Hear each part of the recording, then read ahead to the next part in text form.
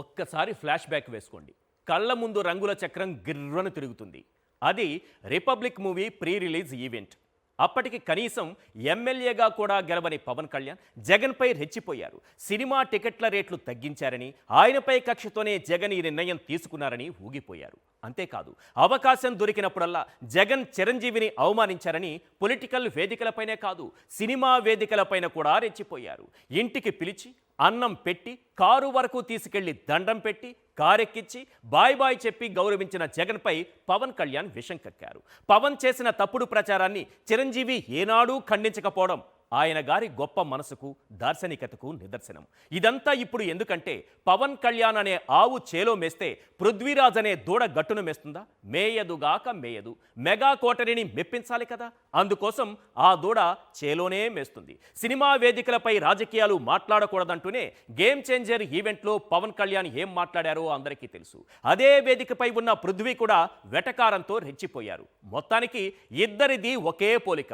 కాదు పవన్ కళ్యాణ్ది వాళ్ళ తాతగారి పోలిక అని ఇప్పుడు అనకండి. ఎందుకంటే ఆ విషయం చర్చించడానికి ఇది వేదిక కాదు, సమయము సందర్భము అసలే కాదు. మరి సినిమా వేదికలపై అసలు రాజకీయాల ప్రస్తావనే తేకూడదా?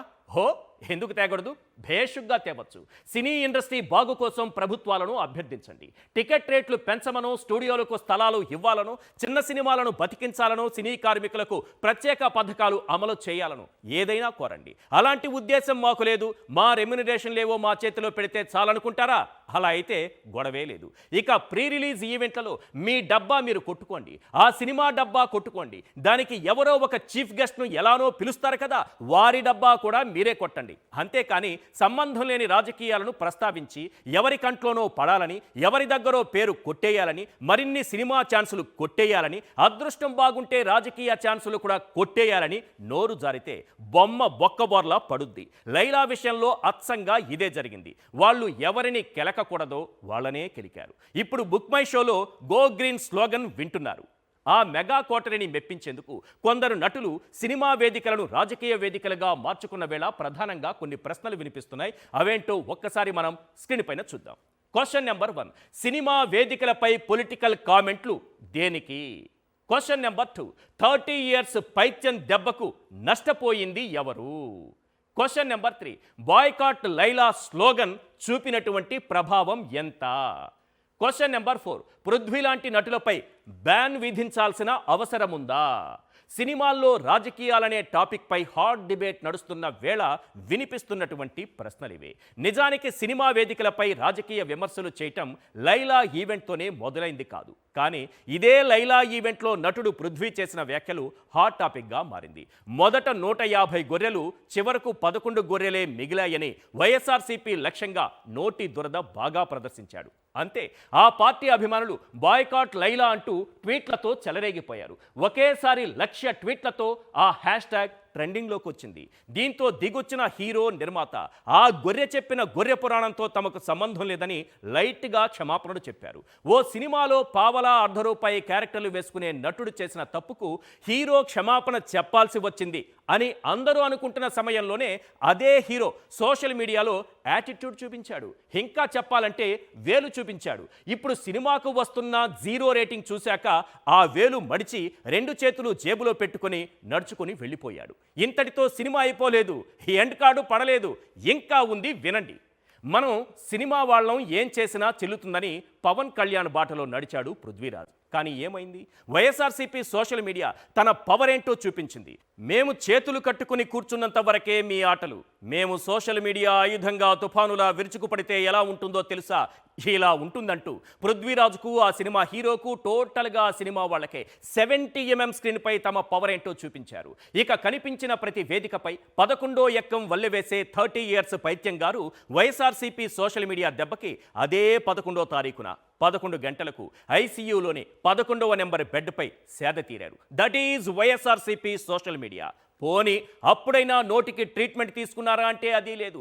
అదే ఆసుపత్రిలో సెలైన్ బాటిల్ సాక్షిగా మరోసారి నోటి దురద ప్రదర్శించాడు. పృథ్వీరాజ్ అనే క్యారెక్టర్కు వైఎస్ఆర్సీపీ ప్రభుత్వంలో పెద్ద క్యారెక్టర్ ఉన్న పదవే దక్కింది.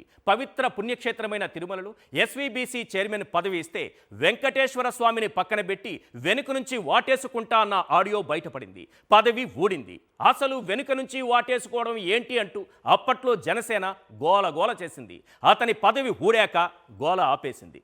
నిజానికి ఓ సినిమా నిర్మాణం వెనుక ఎంతో మంది కృషి ఉంటుంది, ఎంతో మంది కార్మికుల శ్రమ ఉంటుంది. ఒక హీరో, ఒక డైరెక్టర్ నుంచి ఎంతో మంది ఆర్టిస్టుల జీవితాలు, 24 క్రాఫ్ట్స్ కార్మికుల బ్రతుకులు సినిమాపై ఆధారపడి ఉంటాయి. ముహూర్తపు షాట్కు ముందు కొబ్బరికాయ కొట్టడం నుంచి షూటింగ్ కంప్లీట్ అయ్యి గుమ్మడికాయ కొట్టేంత వరకు, ప్రీ రిలీజ్ ఫంక్షన్ల నుంచి రిలీజ్ అయ్యేంత వరకు ఎన్నో కష్ట నష్టాలను ఎదుర్కొనే నిర్మాత ఉంటాడు. 100 కోట్లు ఖర్చు పెడతాడు. అందరూ వ్యాపారం కోసమే సినిమా రంగంలోకి రారు సార్. ప్యాషన్తో సినిమా రంగంలో వచ్చి మంచి సినిమాలు తీయాలని తప్పించి కోట్లాది రూపాయలు కుమ్మరించి సినిమా తీసిన వారిలో కొందరు నిలదొక్కున్నారు. ఎందరో నిర్మాతలు కట్టుబట్టలతో రోడ్డున పడిన పరిస్థితులు ఉన్నాయి. సినిమా బ్రతకాలి, అవును సినిమా బ్రతకాలి.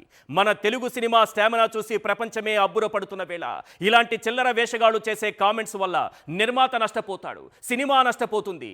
హావు చేలో మేస్తే దూడ గట్టున మేస్తుందా?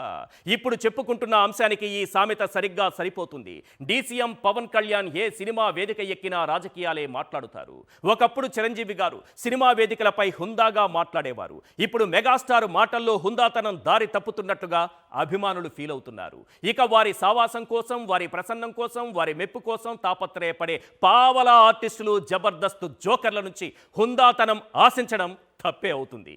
పృథ్వీరాజ్ చేసింది ముమ్మాటికి తప్పే. ఇది ఇప్పుడు ఫిలిం నగర్ వీధుల్లో వినిపిస్తున్న టాక్. ఇప్పటికైనా సినిమా వేదికలపై సినిమాల గురించి మాత్రమే మాట్లాడండి. బాయ్కాట్ లైలా కాదు, బాయ్కాట్ చిల్లర వేషగాళ్ళని ఇండస్ట్రీనే ఒక హ్యాష్ ట్యాగ్ క్రియేట్ చేయాలి, ట్రెండింగ్లోకి తీసుకురావాలి. ఒక్కటి మాత్రం నిజం, ధూమపానం, మద్యపానం ఆరోగ్యానికి హానికరమని సినిమాకు ముందు ట్రైలర్లు వేసే సినిమా వాళ్ళు, పృథ్వీరాజు లాంటి ఆర్టిస్టులు తెలుగు సినిమాకు అంతకు మించి హానికరమని గ్రహించాలి.